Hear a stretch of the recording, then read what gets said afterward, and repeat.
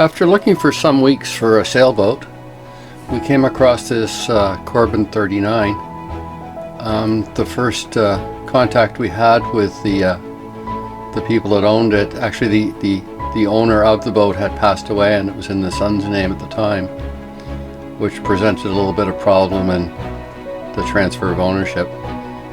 But we were willing to kind of wait and get that sorted. We'd looked at at least two other Corbin 39s in the past few weeks, and we liked another one that we saw that was about 4 hours east of Toronto.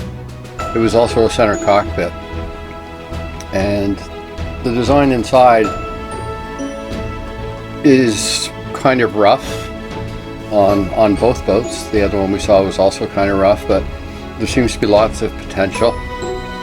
And after doing some research into these Corbin 39s, we found out they're quite the boat. They're quite the blue water boat. In fact, some people say that they're one of the best blue water boats out there.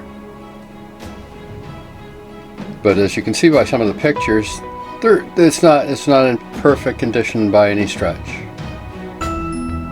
But it's got good bones. So we had a survey done on it.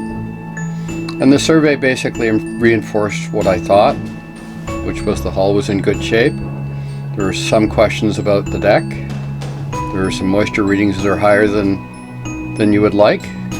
And that was the same on the other Corbin 39 that we saw. In fact, on the other one, there was a lot more cracking in the deck. And it does seem to be something that's prevalent with these boats. But they're known to be really, really heavily built, and I think it's worth putting the time and effort into the boat. So we went ahead and had the survey done, like I said, and it came up with what I thought there were some issues, but nothing that can't be overcome. So we basically proceeded to put down a down payment on the boat and started to get it ready to move. So we had to have a cradle fabricated, and we tried to get somebody to move it, and this was last fall. So we had the cradle made, and by the time that was all done, and we still didn't have ownership of the boat, even though there was a deposit on it. So what we did was we talked to the son of the owner, and basically we got him to authorize getting it moved off the cradle it was on and onto the new cradle, which would hopefully, once that was done, hopefully we could get the boat moved, and the documentation would come through for the sale and everything like that. But that didn't really happen in the time frame we would have liked. So we ended up just leaving it in its current location, and it took us until January to actually get ownership of the boat.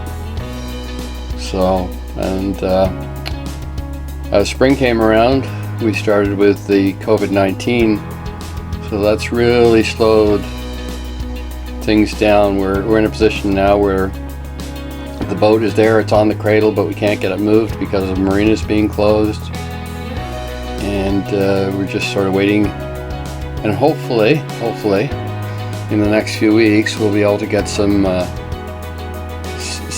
stuff happening with her again, because it looks like things are going to start opening up in the next few weeks according to the government, so we'll hope that happens. During the winter we also sold the current boat, which was a boat that we bought brand new, a 2006 280 Sundancer powerboat. So we're moving from the powerboat to the sailboat, which is quite a change. But the intention is to fix this boat up and get it ready and do some sailing with it, and eventually sail her south and perhaps beyond.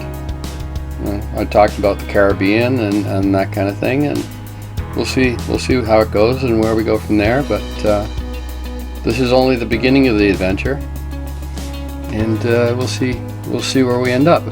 this is the best I can do right now because all I can do is pictures, but videos will be coming in the coming weeks when we can get things moving on the boat. Anyway, that's about it for this video. I think this is the last slide coming up. Anyway, thank you very much for watching.